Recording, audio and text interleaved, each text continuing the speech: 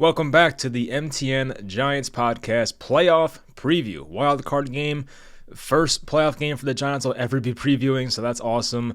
Of course, the Giants will be at Minnesota on Sunday. I think it's 4:25 start time, so we're just under 48 hours away from that game as I sit here at 5:10 on this Friday. The Giants right now, they're still 3-point underdogs, which will tell you that if they were on a neutral site, it would be a pick'em. So the Giants are pretty much in a position where they could and I think maybe should win this game. Of course, they played this same Vikings team in the same location back in week number 16.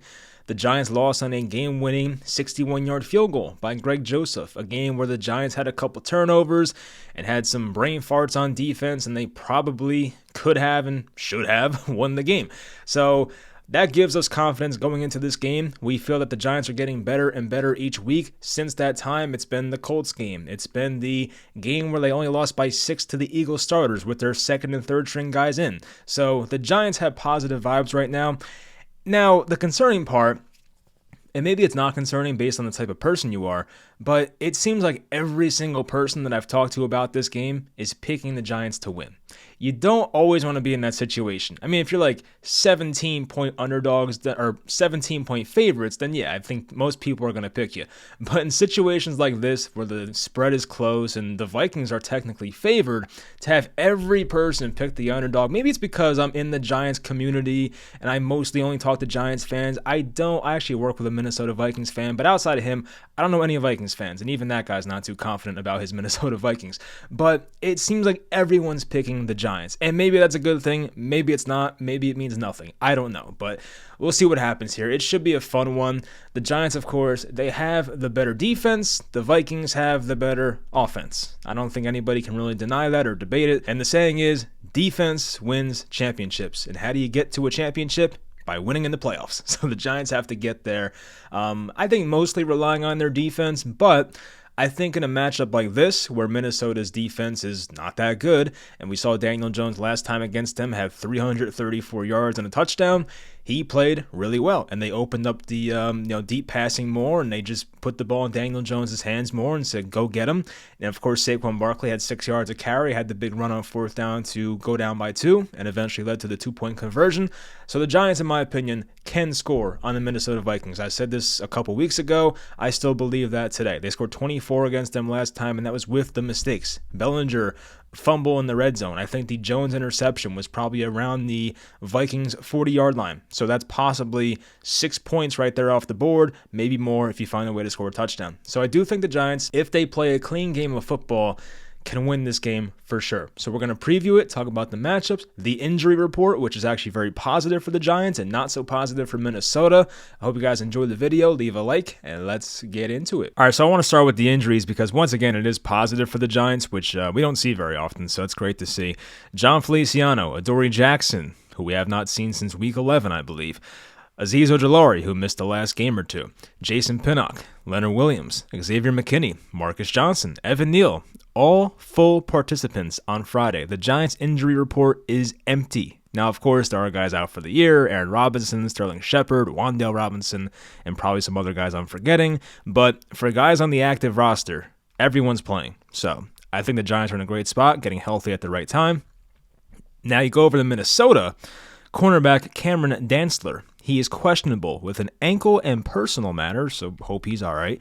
Harrison Smith, questionable with a knee injury. I would think he plays. He had a limited practice every day this week. And some running back I never heard of, probably a special teams guy. He's questionable with an illness. I would assume with an illness in a playoff game, you're probably going to play unless it's that bad. Now with Minnesota, it seemed like their center Garrett Bradbury was going to be out for this game, but now looking at it, he has no injury designation. So for the Vikings, they get their center back, and I believe in the last matchup versus the Giants, Bradbury was not there. Yeah, Bradbury missed the last 5 games for Minnesota, so he's been out for a bit here. But there's also a new injury here, so the Vikings are without their right tackle, Brian O'Neill, who's actually pretty good. He has a partially torn Achilles, so he's on the season-ending IR. They will be without their right tackle for this game. So definitely an opportunity there for, I think that will mostly be Azeez Ojulari to take advantage of the backup right tackle. We might see Kayvon over there as well, so that will definitely help the Giants. But yeah, the injury report, it's pretty empty for the most part for both teams. Of course, Harrison Smith's pretty important to Minnesota. He's like their defensive leader. And with the Vikings in general, I mean, look, they also have a first-year head coach, Kevin O'Connell, who's done a really good job, like Brian Daboll. I still think Brian Daboll's coach of the year. I've said it plenty of times. I still believe that. But the Vikings did have a 13-4 regular season, but a lot of one-score games went Minnesota's way. Like, some of these wins they had were pretty wild. A 4-point win against the Lions, a 3-point win at the Saints. They had that amazing overtime win at the Bills where they had to convert the 4th and 17 and Justin Jefferson made the one-handed catch. So you can kind of poke holes in some of these victories, and of course the 61-yarder versus the Giants. Now, of course, the Giants, they had some close wins themselves. I'd be lying if I said otherwise, but still, I mean, these teams have done a good job in the fourth quarters this year and coming up clutch in these, last-minute situations, and this could be a game that comes down to the wire. There's no doubt about that. Of course, Kirk Cousins has the label as a choker and a guy who doesn't play well in prime time for obvious reasons, and his playoff record's 1-2. He had that very surprising win in overtime at New Orleans. I think that was the 2020 playoffs or maybe 2019, one of those years. So that was cool to see. But outside of that, Kirk Cousins has 2 playoff losses and 1 playoff win. And I believe the two losses that Kirk Cousins had in the playoffs, they got blown out. Like, one of them was maybe 2015 or 2016 versus the Packers. It was at Washington. They got dismantled, and the other one against the Niners, which was the game after the Saints win, they went to San Francisco and put up no fight whatsoever. I guess technically Cousins is 1-0 in games that are close, but I'm sure Cousins was part of the problem when they lost by 40 points in the other playoff games. And I don't know if it was actually 40, it just felt like I don't want people to be like, oh, they only lost by 27 or something. I don't know. I'm just making that up. So looking at some of the matchups, of course, we're going to start with Minnesota's offense. I think that's a big part here for this game. The Giants defense will have to do a better job. Kirk Cousins had 299 passing yards and 3 touchdowns, no turnovers last time, 34 for 48, so he kind of carved up the Giants in a way. Dalvin Cook wasn't amazing. He had an average game, 14 carries for 64 yards. I think you'll take that. But of course, Justin Jefferson, TJ Hawkinson were pretty much the only guys that did anything in the receiving department for the Vikings.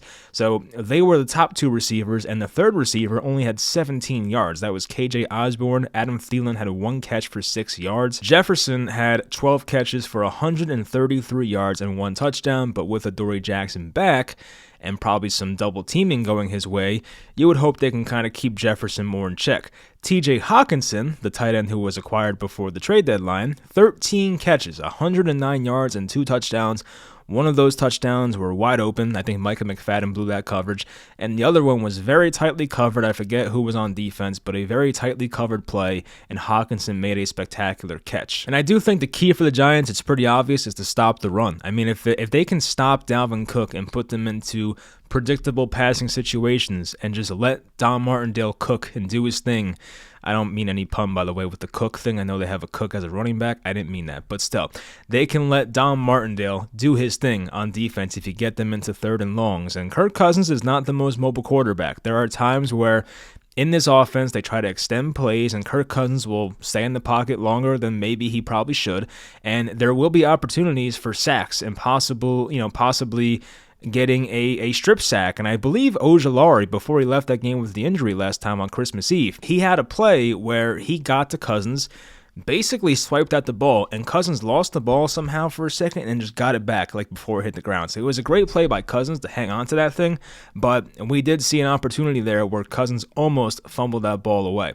So the Giants will have chances, in my opinion, to get to the backfield. Maybe the Vikings put an emphasis on passing the ball quickly in this game, but that would go against what they're doing for most of the regular season. So I don't know if they want to go away from that. As I said, you get Adoree Jackson back. You're going to have Fabian Moreau. You're going to have Nick McLeod. Cordell Flott has been a pretty nice surprise lately, I feel like. Of course, Darnay Holmes might be out there. We'll see how much run he gets. At the linebacker spot, it's interesting. So you're going to have Jarrad Davis, at linebacker, who was newly acquired off the Lions practice squad. He played last week and was pretty impressive. He's a powerful dude. He'll make some really nice tackles. He'll blow up some run plays. So, he's not going to do much in coverage. Obviously, that's kind of the knock on him. But Jalen Smith, Micah McFadden, they do concern me. I have to be honest. And, Landon Collins, he might get in there at linebacker sometimes as well. Xavier McKinney, his second game back, I believe it is now, or is it third? I think it's third game back. Yeah, so McKinney probably didn't play last week, actually. So no, it's technically his second game back, but he did play in that Colts win. So McKinney's there and healthy. You have Julian Love, and we'll see what they do to guard these Vikings receivers. Now, my guess, as I said before, is that they either put Adoree on Thielen and double team Jefferson pretty much the entire game, or they put Jackson on Jefferson and just have some safety help over the top. Like maybe it's a first game back for Adoree Jackson in like 2 months. So it's a tough assignment to ask him to guard Justin Jefferson one-on-one with a safety over the top, but still, a guy who just broke the single season yards record receiving-wise for the Vikings franchise. So that is going to be tough to do.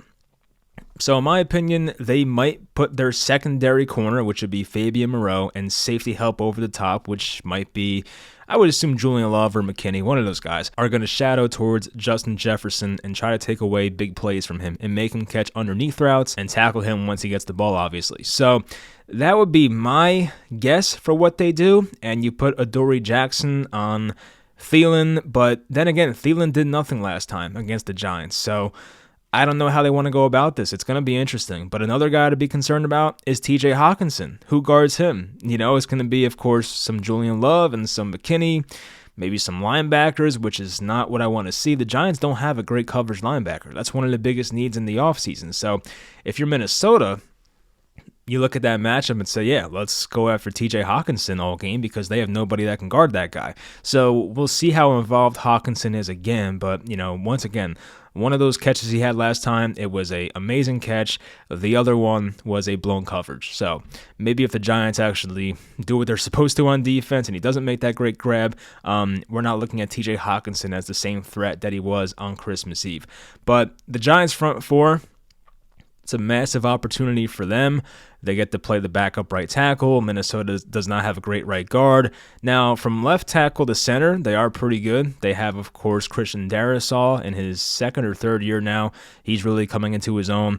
Ezra Cleveland at left guard, who's pretty good. And then you have Bradbury back at center, who, of course, he's a really good center. So it is his first game back. So maybe there was some rust there for Garrett Bradbury. But guys like Dexter Lawrence and Leonard Williams going against that right guard, and guys like Kayvon and Ojulari going against that right tackle, who's a replacement, that's going to be big. And if they can get pressure in this game, then I do think that'll make Kirk Cousins' day much tougher. We know that when you hit Kirk Cousins, he's not the same quarterback. And let's say this time when Ojulari gets there or Kayvon gets there and they swipe down at the ball, maybe this time Cousins does not hang on to it and the ball is on the ground and the Giants would have to recover it. So, you know, I want consistent pressure. I think they can get it because I do think this Giants defensive line is really playing well now. So hopefully they can get some pressure on Kirk Cousins in this game. Of course, Minnesota, they're going to score. You're not going to hold them to 3 or 7 or 10 the entire game. I doubt it. But they're going to score points. They'll probably put up somewhere around like the low 20s like last time or maybe mid 20s. So the Giants offense will have to respond. But just you can't let them put up over 30 on you. You can't have that. So the Giants have to do enough on defense. This is their healthiest defense the entire year, basically. Of course, guys like Ojulari and guys like Adoree Jackson, even McKinney, they have been in and out of the lineup the entire year. So to have them all back and healthy, that is great news for the Giants. Now, looking at the other side of it, the Giants offense versus the Vikings defense, the Vikings defense does not have much going for them. They have Zadarius Smith, they have Patrick Peterson, they have Danielle Hunter, they have Jordan Hicks, Eric Kendricks, and of course they have Harrison Smith. But outside of that, and even those guys are not playing like at elite levels. I mean, like even Harrison Smith, he's fallen off from what he used to be, and Kendricks, same thing, even Jordan Hicks. But the other guys like Patrick Peterson and Zadarius Smith and Danielle Hunter, they're still playing at a very high level. So I will say that. But you have some weaknesses on this Vikings defense. Their slot corner, Chandon Sullivan. Of course, we saw last time, I know that Isaiah Hodgins got all the attention because he had the big catch, but Richie James led the Giants in receiving last time they played the Vikings, and Chandon Sullivan, their slot corner, has not had that great of a year. So hopefully the Giants can take advantage of that matchup with Richie James and Chandon Sullivan once again. We'll see who Patrick Peterson goes against mostly. I'm interested to see if it's Hodgins or if it's Slayton. Whoever he doesn't guard, I expect that receiver to do much better because Peterson, despite being, 32, almost 33 years old, he's still playing at a very high level. So I would try to avoid him when you can. And let's say that Peterson is on Slayton for most of the game, I would go to Hodgins more, and vice versa. So hopefully they do that. Tight end, of course, Bellinger, he might have a nice game. He can definitely make some plays in this matchup. Eric Kendricks and Jordan Hicks have not had the best years in coverage, so hopefully the Giants tight end position and Bellinger specifically can take advantage of that. The Giants offensive line, of course, is always a concern. Now, Evan Neal is back. He had an injury throughout the week. Now he's back playing, practicing in full, so he's good. But Evan Neal, who so far this year has a 44 PFF grade, which is not very good. He's ranked 80th out of 81 tackles. I talked about him. I'm not too concerned about the future for him, but, for right now, at least this is a big matchup versus Danielle Hunter, one of the better edge rushers in football. So that's going to be tough. Then you have Zadarius Smith, who, is a guy they might move inside to avoid Andrew Thomas. Like, if I'm Minnesota, the smart thing to do would just be to put Zadarius inside, put their worst pass rusher against Andrew Thomas, and then just let Zadarius Smith and Danielle Hunter just work on the right side and do stunts and crazy stuff to throw off Glowinski and Neal, guys who have struggled this year, even Feliciano at center. So if I was Minnesota, I would do that, but we'll see how they go about it. Now, of course, Daniel Jones, Saquon Barkley, what do they do in this game? Unless there is the jitters, because, you could get that in your first playoff game. It's on the road. I'm sure Minnesota will be very loud. There will be some Giants fans there, but still Minnesota, it's going to be mostly Vikings fans. Daniel Jones, I expect to have a good game once again. I'm not expecting 400 yards type good, but I think Jones can give us a 250, a touchdown or two, and hopefully no turnovers. And that should be enough to win, assuming that Saquon Barkley is running the ball well. Now, I do want to see Saquon get at least 18 carries. I don't want to see him get 14 like last time. They got a bit pass happy last time.